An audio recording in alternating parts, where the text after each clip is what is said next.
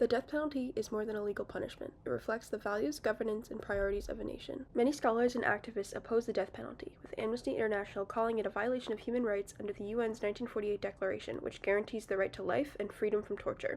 Others consider it to be cruel and inhumane, emphasizing its irreversibility in cases of wrongful conviction.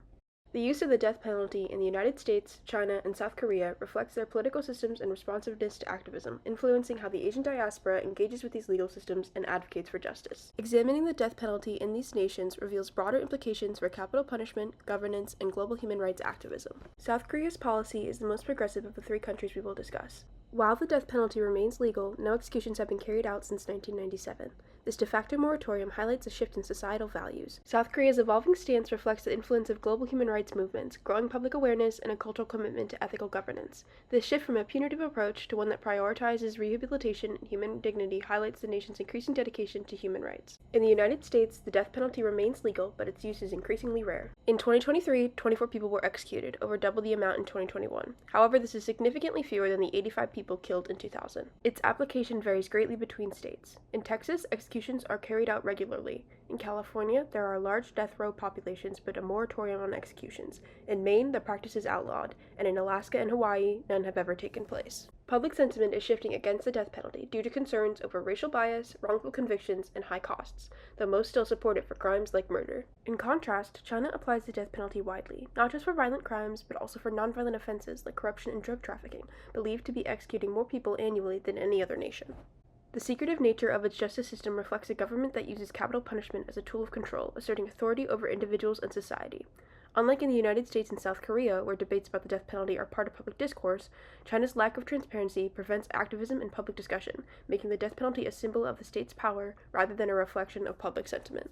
Comparative analysis in the Freedom House Country Report illustrates the link between governance and capital punishment. South Korea and the U.S. score 83 with robust political rights and civil liberties, while China scores 9, reflecting severe restrictions.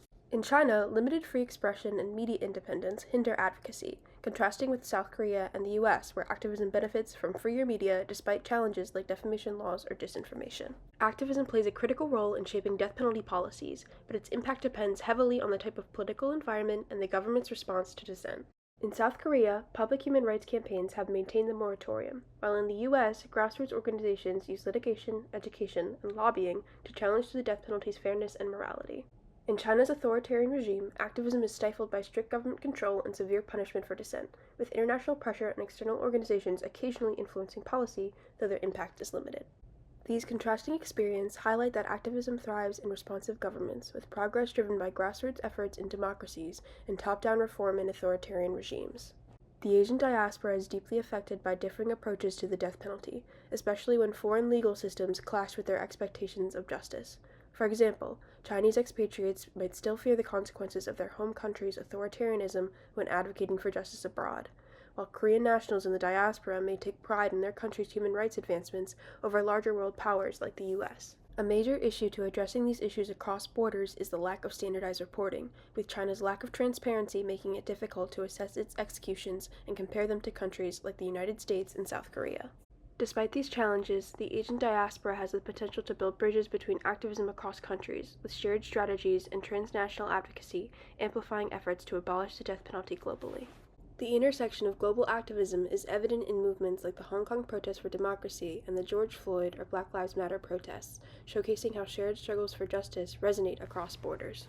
Protesters in Hong Kong adopted the raised hand don't shoot gesture used by BLM activists, symbolizing solidarity in the fight against state violence. During the summer of 2020, American social media was filled with advice to protect protesters from riot gear or tear gas that came from observing the Hong Kong protests. This interconnectedness highlights how local movements can inspire and support one another, creating a global dialogue about justice, governance, and human rights. The death penalty serves as a lens through which we can examine broader societal values and political structures. In the United States, China, and South Korea, the practice, or lack thereof, of capital punishment reflects their unique histories, cultures, and systems of governance.